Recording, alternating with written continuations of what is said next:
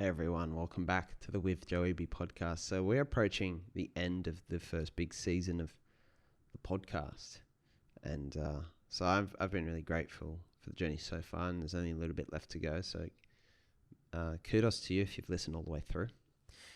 And today's one is a very central ideal, as we try and get more significant as we come towards the end.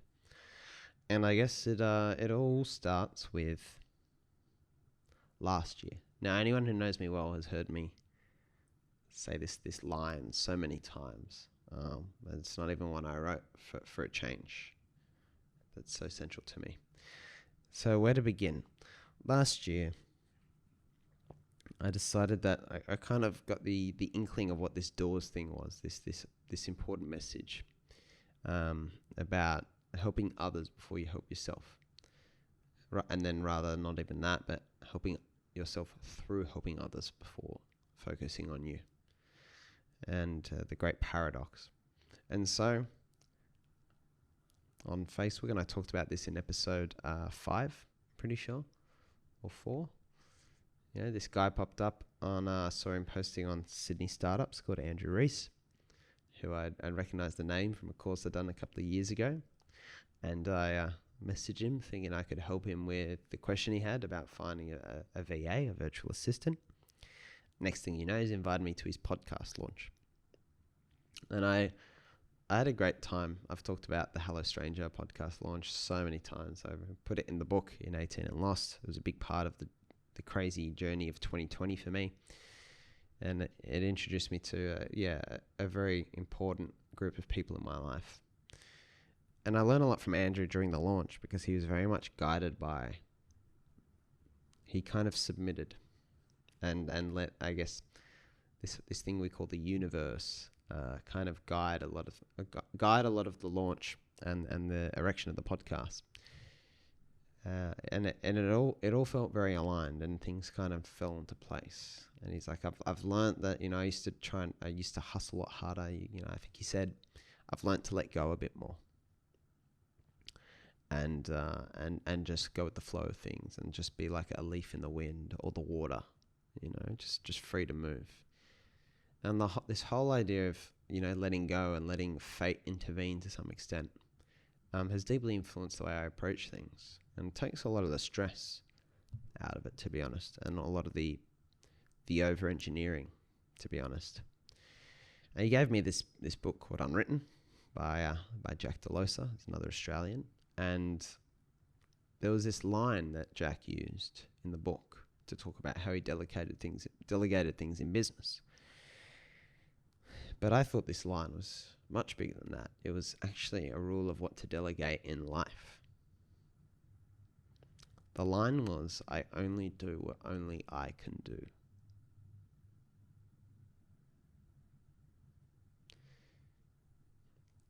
Jack wrote in that book about his own experiences, how when you're doing something that aligns with who you are, it feels like the world is helping you along.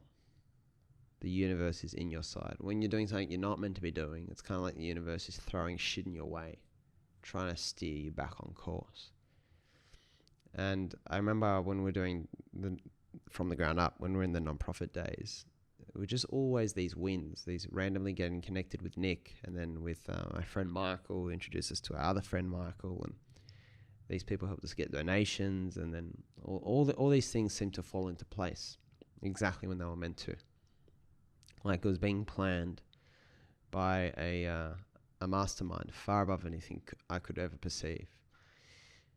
And I felt so aligned the whole time I did that. So I resonated with this idea that there's some level of being guided. And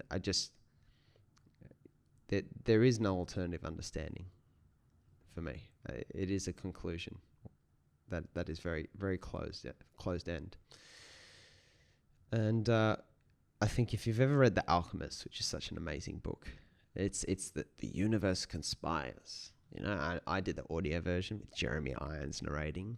He's the voice of Scar from The Lion King. For anyone who's not aware of Jeremy Irons, shame on you. And says the world conspires, to help you when you want something. and it's guiding you on your path. Another book I read last year was very influential on me was the Celestine Prophecy. It's I'd never heard of it until it was recommended to me. Haven't heard it come up much since in other circles.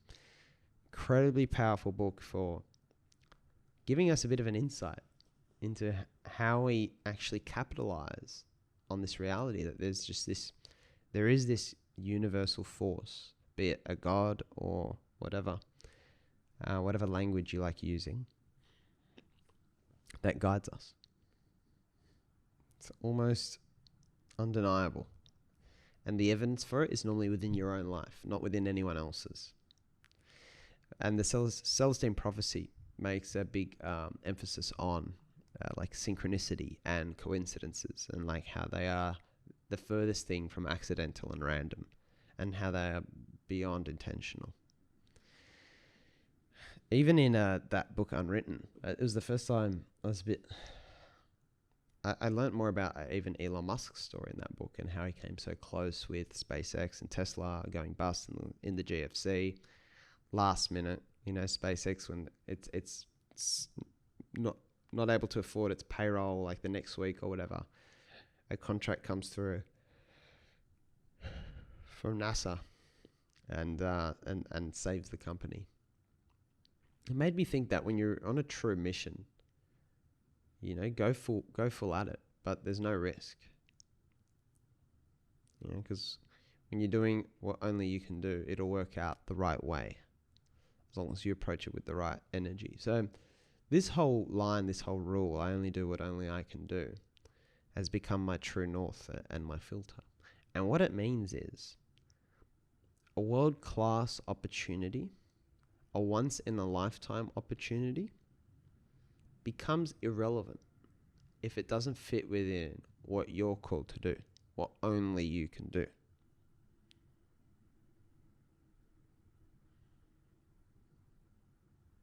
So when I say this has become my true north, this is the direction I'm heading. I head towards what I perceive the I only do what only I can do is for me.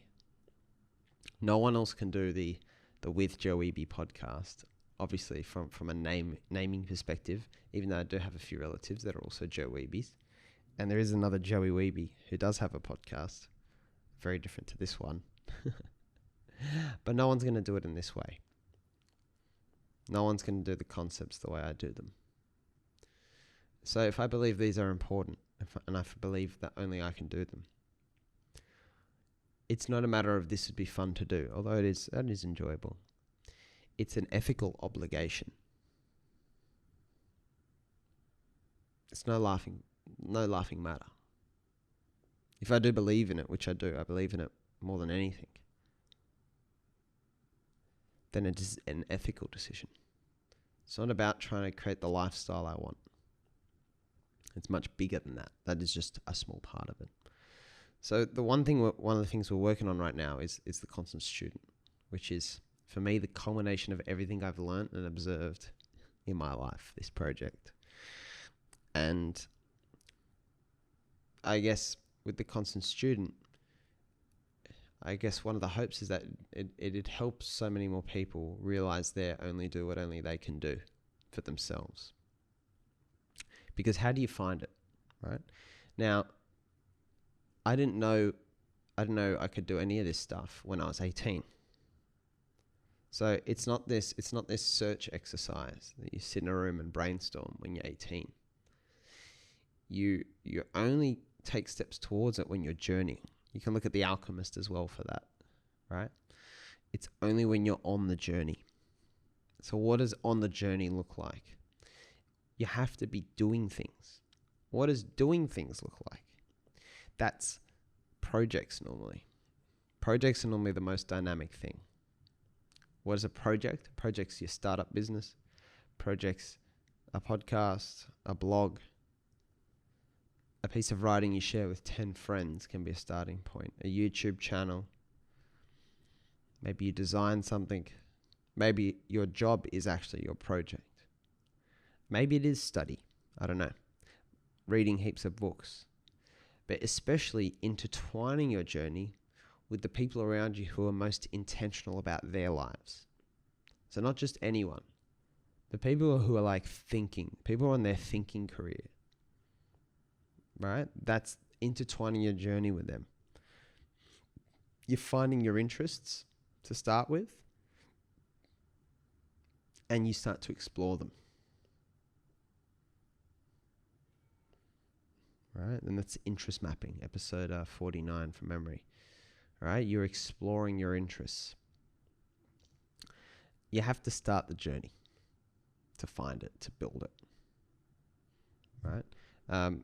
The book 18 and Lost, The Constant Student, for me, that's what it is right now. Now, it will change, I'm sure, as the years go on.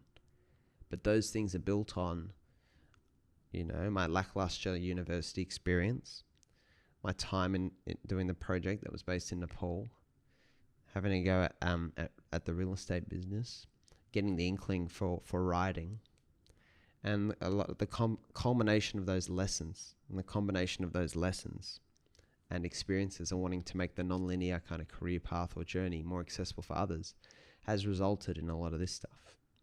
So the I only do what only I can do has been built. Now, the part that's hardest to explain to you is just how integral other people have been in that journey.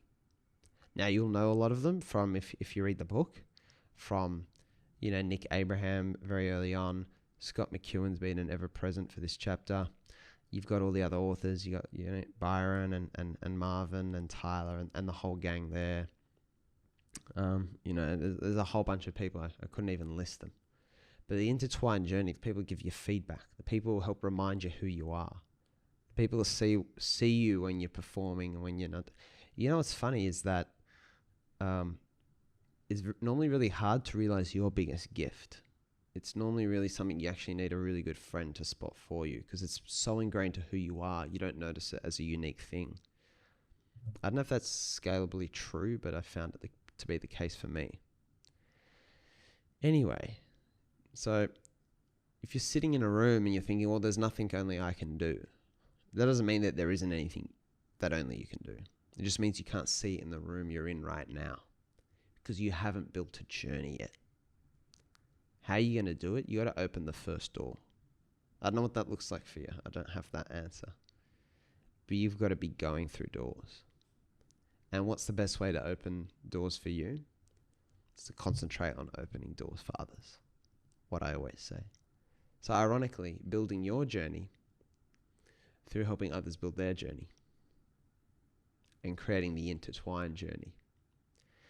Because as you try things and you learn more and you test yourself against the world, it just reveals more and more of what's unique about you, and then where only you can help and provide value. Nelson Mandela,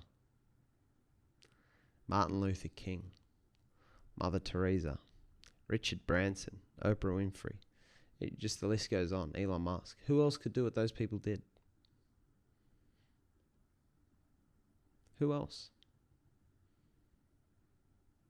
They were in the right place at the right time, and they got the call.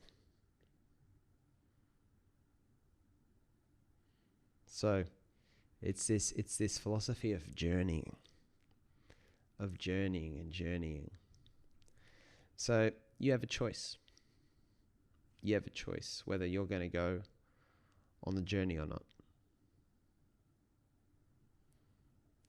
But I would encourage you to adopt this ideal as much as possible. And sometimes if it's the case where I'm having the conversation with a friend who's maybe stumbled a bit along the way, one of the stiffest questions and the most stirring of questions that sticks them and gets them thinking is, are you thinking of doing this?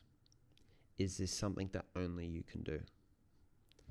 And if you're able to find that true north, it'll be hard for anything else to give you more clarity than that going forward. So, how do you get your journey started?